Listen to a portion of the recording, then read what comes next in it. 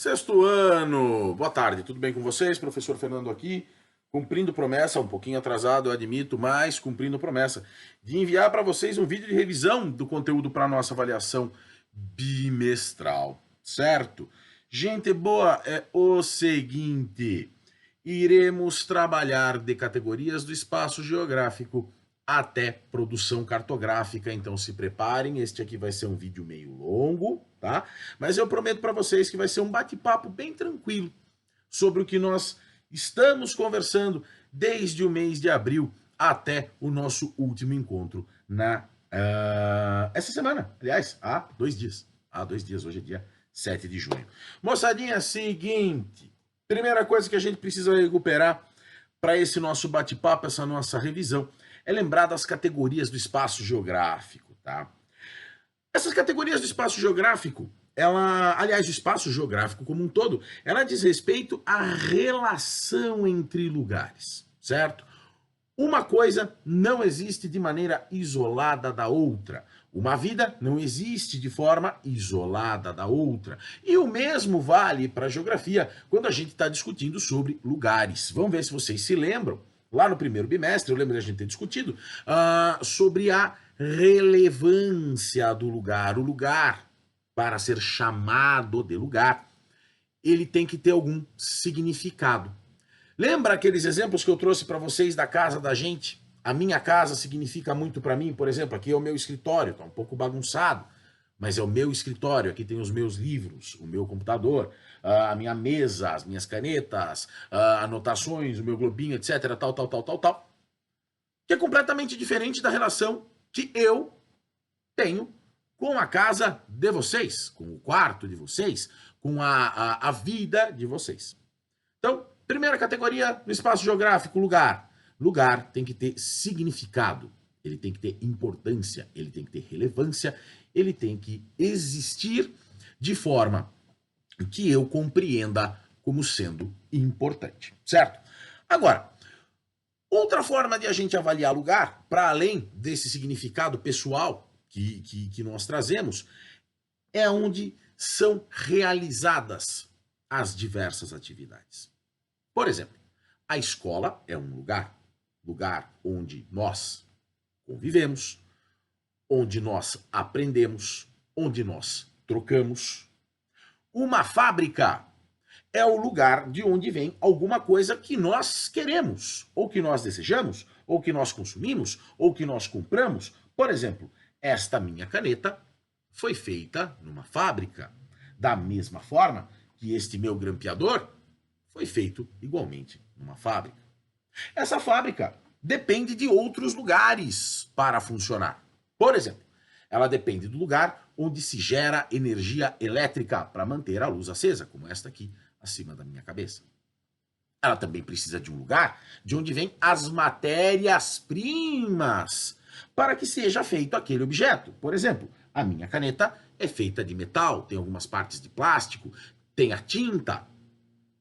Cada um desses produtos, cada uma dessas matérias-primas vem de um lugar onde é explorado, eventualmente transformado, para que possa finalmente ser, no meu caso, vendido em forma de caneta.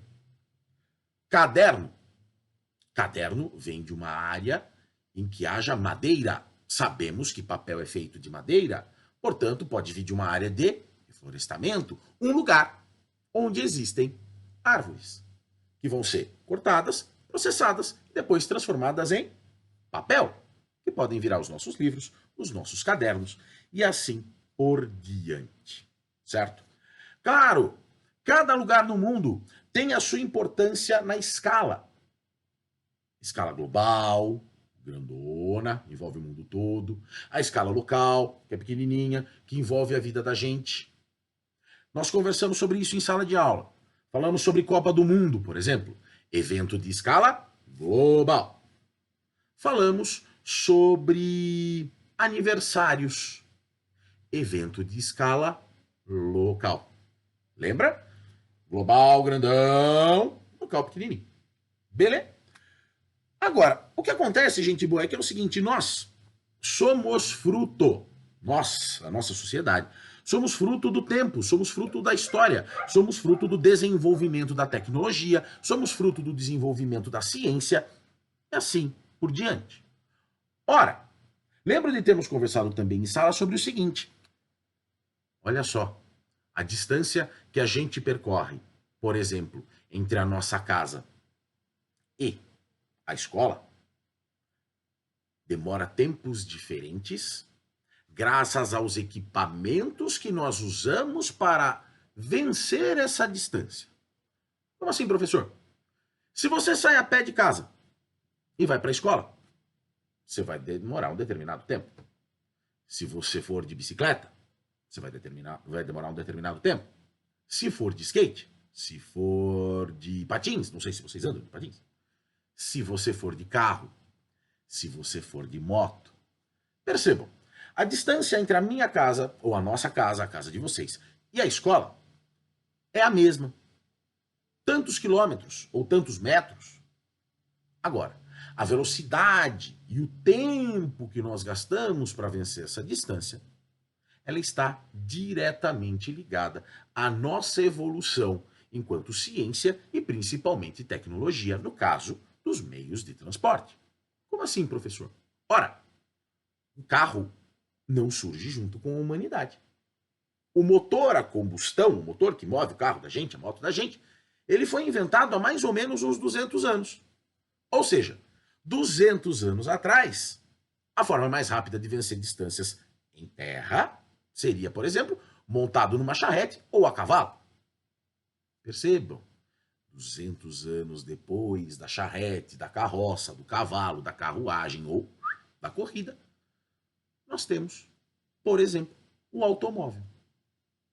Ou, para vencer distâncias maiores, Seu Cabral e sua turma saíram de Portugal, chegaram ao Brasil em 1500.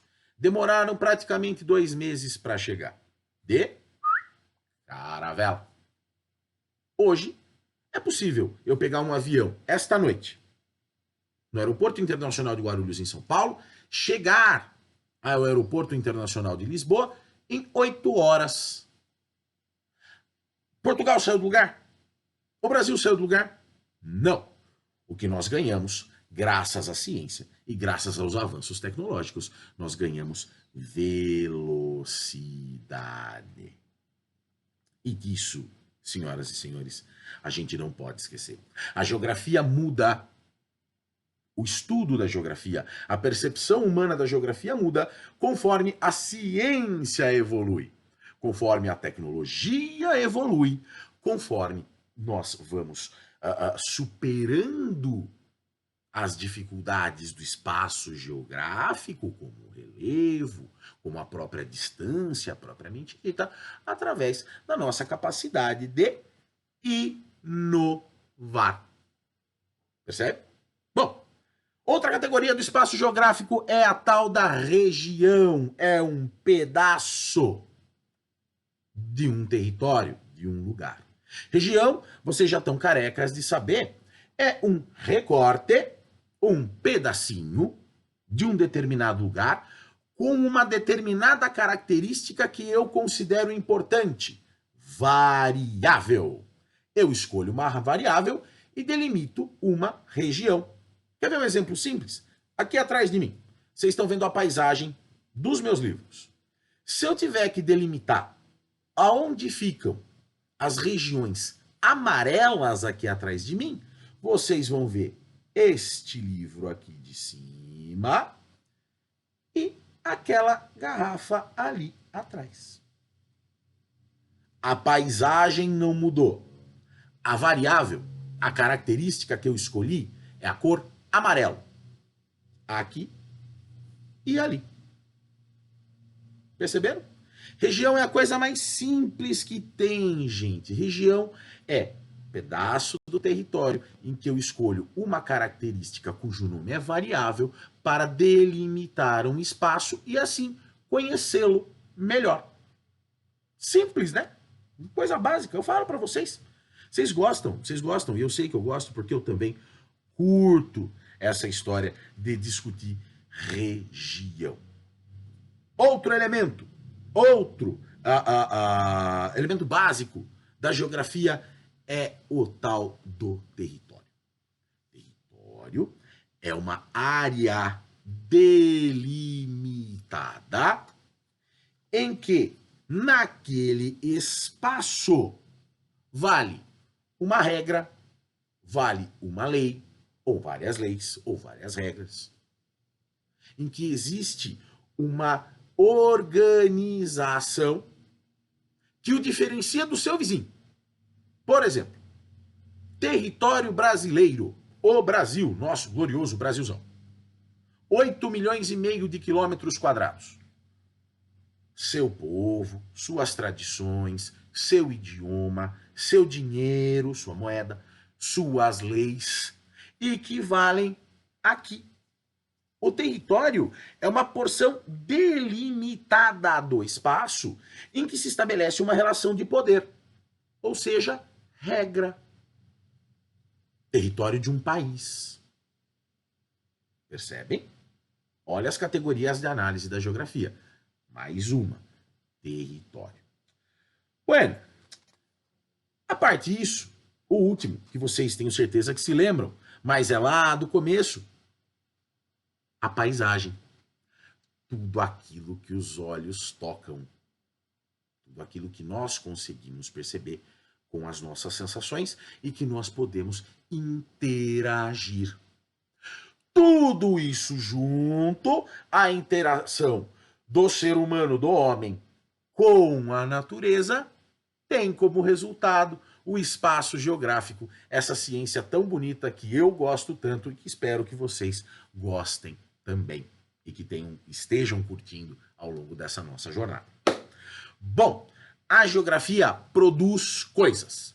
Não produz só um professor maluco, como o professor Fernando e outros tantos como eu, mas produz talvez o seu maior material, a coisa mais visível e mais palpável da produção geográfica, pelo menos na minha opinião, que é uma tentativa de simplificar o mundo e fazer com que o mundo caiba na nossa mão, nos nossos bolsos, e que seja de fácil acesso. São os mapas. O maravilhoso mundo da cartografia.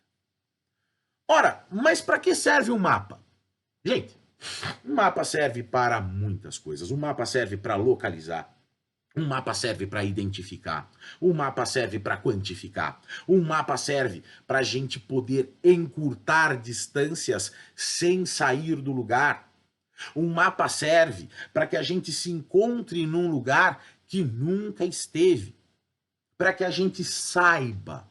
Para que a gente descubra. Para que a gente acesse. Por isso eu gosto. Vocês sabem, eu tenho especialização em cartografia, eu adoro produção de mapas, inclusive é o trabalho que eu estou planejando para a gente para o terceiro bimestre deste ano letivo, a produção cartográfica, a produção de mapas, mas vamos por partes, tá? Bom, gente, o que é um mapa? Um mapa nada mais é do que uma reprodução, ou seja, uma cópia, uma tentativa de cópia, reduzida e menos detalhada do espaço geográfico na sua forma e no seu tamanho naturais. Como assim, professor? Ora, mostro para vocês todas as semanas na sala. Quando eu coloco alguma coisa no quadro e eu peço para vocês anotarem no caderno, o quadro é muito maior do que o caderno. Ora, e o que está no quadro não está no caderno? Tá. Aí. Guardadas as proporções, é claro, vocês têm ali o início de um mapa no caderno de cada um de vocês. Nós, professores, colocamos as informações em tamanho grandão para todo mundo ver na lousa. Vocês reproduzem em tamanho menor no caderno de vocês. A diferença é que o mapa é quase uma obra de arte. Ele traz para a gente, muitas vezes, além do que está escrito ali. Por isso que a gente não vê um mapa, a gente lê um mapa. O mapa traz informações que não necessariamente estão escritas em texto em algum outro lugar. Ora, quando a gente para pensar, por exemplo, em mapas de localização, mapas temáticos, mapas técnicos e mapas temáticos, né, na verdade, poxa, a gente consegue trazer um monte de informações do espaço geográfico que a gente consegue contemplar na paisagem um pedaço pequeno de papel. Ou na tela do celular. Tá aqui. A gente consegue ver. Claro, a produção cartográfica, os mapas, eles não existem há pouco tempo. Eles existem há milhares de anos, cerca de 5 mil anos. Cerca de 5 mil anos. A necessidade do homem, da humanidade, da sociedade de se localizar num lugar, de deixar seu registro e de poder fazer com que esse registro chegue para outras pessoas é o que dá a iniciativa, é o que faz com que o mapa seja, para além de uma, claro, uma ferramenta, também um registro histórico. Desde o mapa de Gazur até o nosso glorioso Google Maps, que está nos nossos celulares, nos nossos computadores, no painel do carro, há uma necessidade da humanidade deslocar-se do ponto A para o ponto B e, eventualmente, também poder voltar, ou, de onde quer que ele chegue, poder progredir. Certo?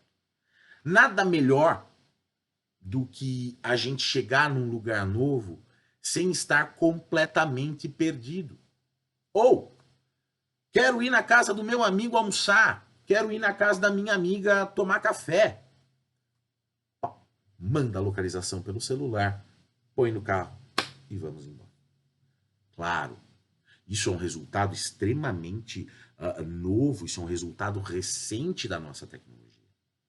São centenas de milhares de anos da humanidade dominando, conhecendo, conquistando, explorando o mundo. Agora, a gente precisa sempre se lembrar que a construção das ferramentas que nós usamos para o nosso dia a dia demanda tempo. Falei agora há pouco do seu Cabral e sua turma, quando eles saíram de Portugal para chegar ao Brasil. Ora, seu Cabral e sua turma também tinham mapas. Mas, professor, como que eles tinham mapas se eles não sabiam onde chegar? Ora, o processo das grandes navegações e a capacidade humana de se orientar no espaço permitiu esse período da nossa história.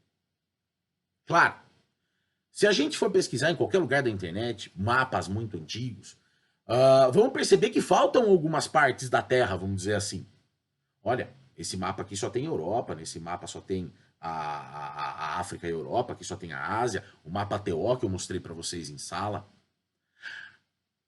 O nosso pioneirismo enquanto espécie, a nossa capacidade de deslocamento no espaço e a nossa capacidade igualmente de registrar esses deslocamentos, de entender onde nós estávamos, de descobrir o caminho, não sem antes errar, é verdade, permitiu com que hoje, 2023, junho de 2023, não houvesse lugar no mundo, pelo menos na superfície do mundo, que nós não conhecêssemos, ou que nós não conheçamos.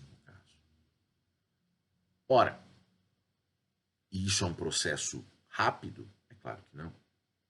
Se antes era necessário se embrenhar mato adentro, se embrenhar mar afora, é possível hoje contar com a tecnologia, por exemplo, dos satélites, dos GPS, que é o tal do sistema de posicionamento global que vocês já conhecem, que é o que alimenta os mapas que a gente tem nos nossos celulares e que usa uma rede de satélites que está ao redor do mundo localizando cada pontinho através das tais das coordenadas geográficas que eu vou falar daqui a pouco.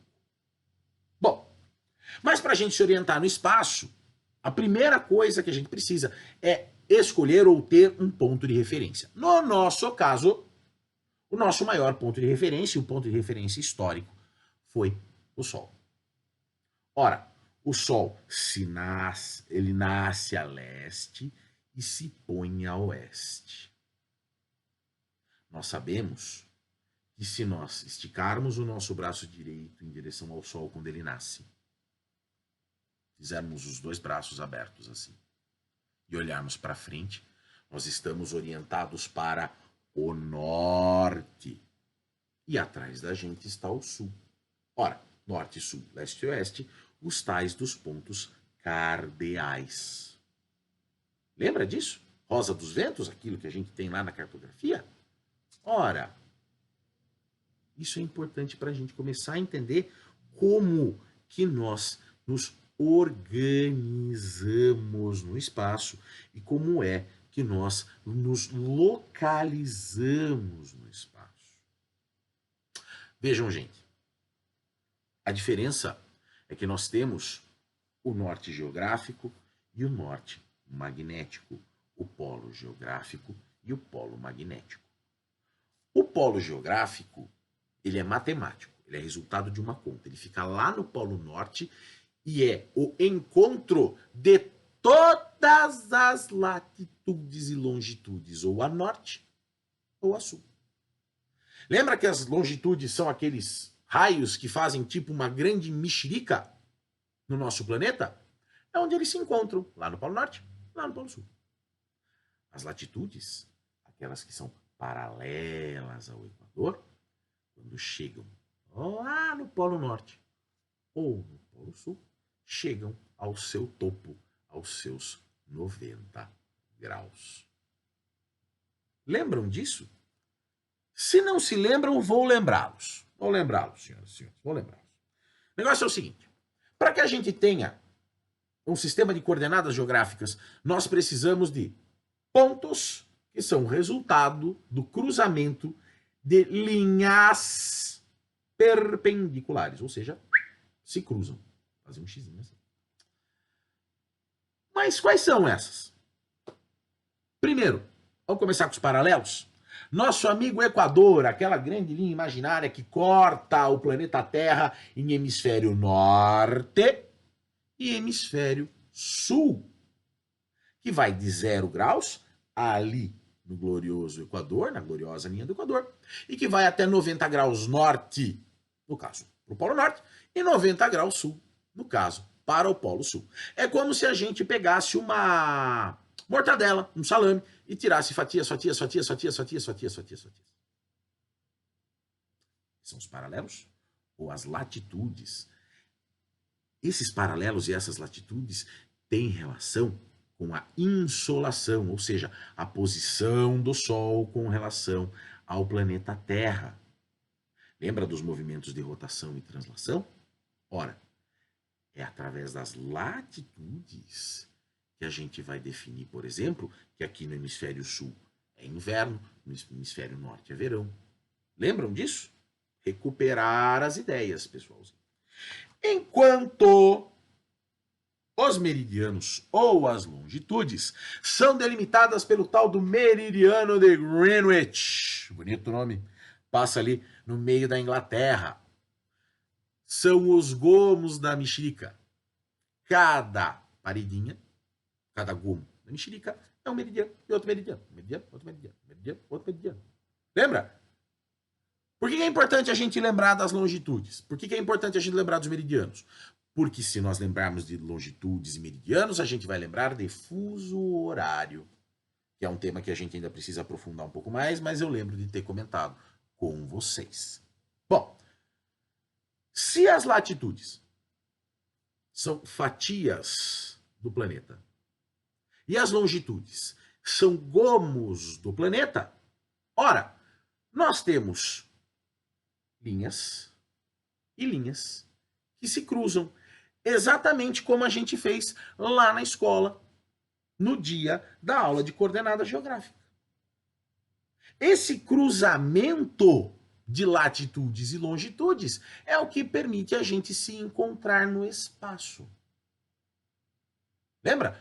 A gente pode estar ao norte e a leste, ao norte e a oeste, ao sul e a leste, ao sul e a oeste. Lembra que era o resultado do cruzamento dessas linhas de latitude e longitude? Tá aí. Basicão. É como se fosse, como eu disse na sala, uma rede que pendura um salame. Tá lá, entrelaçado, e cada um desses cruzamentos é um ponto no espaço geográfico que a gente consegue definir pelas coordenadas geográficas. Lembraram? Bom, na sequência, e para a gente tentar entender também como os movimentos da Terra interferem na geografia, a gente precisa lembrar dos tais dos fusos horários. Quantas horas tem num dia? 24, professor. Ótimo. Como que eu sei que horas são aqui no Brasil? Que horas são no Japão? Ah, me falaram que era 12 horas de diferença, professor. Então, dizer para vocês que são 12 horas de diferença explica, mas não explica tão bem. Tá? A questão é que para a gente definir os tais dos fusos horários, que também é dividir o planeta em 24 gomos de uma hora, lembra? 24 gomos de uma hora. Por que a gente fez isso? Lá em 1884 foi definido o quê? Ó, é o seguinte. O dia tem 24 horas, o planeta tem 360 graus de circunferência, então a gente vai dividir essas horas pelos graus. Tá. 15 graus de cada hora. O que isso significa? O planeta está girando, girando, girando, girando, girando, girando, girando, girando. Certo? A cada uma hora, ele gira 15 graus. E lógico, se eu sei, partindo do pressuposto, que aqui é de manhã e lá no Japão é de noite. Ah, tá. São 12 horas, então são 12 fusos horários de diferença. É isso. Mesmo que a gente saiba que países como o Brasil, a Rússia e outros países de grandes territórios têm mais de um fuso horário, justamente porque são bem grandões, o mundo não deixa de girar, ele não deixa de rodar ao redor do próprio eixo e ao redor do Sol. Portanto, quando a gente faz a contagem dos fusos horários, a gente consegue saber, bom, se eu estou a tantos mil quilômetros de distância de tal lugar em linha reta, né? E eu sei quantos graus ou quantas horas eu estou de diferença de tal lugar, eu achei o fuso horário. Bobinho, né? Gente, é simples. Lembrem da mexerica. A mexerica vai ajudá-los. Tudo isso, gente boa, para a gente lembrar e voltar à discussão, principalmente da cartografia, porque tudo isso é fácil eu falando, mas se a gente vê desenhado no mapa, por exemplo, fica mais fácil. Agora, para um mapa ser útil, ele precisa de alguns elementos, né? Vamos lembrar deles aqui. O título, que é o nome do mapa, o local que ele informa, o tema, o que quer que seja, está identificando o mapa, ele tem um nome, certo? Beleza? Legenda. A legenda informa a gente o que está sendo informado no mapa.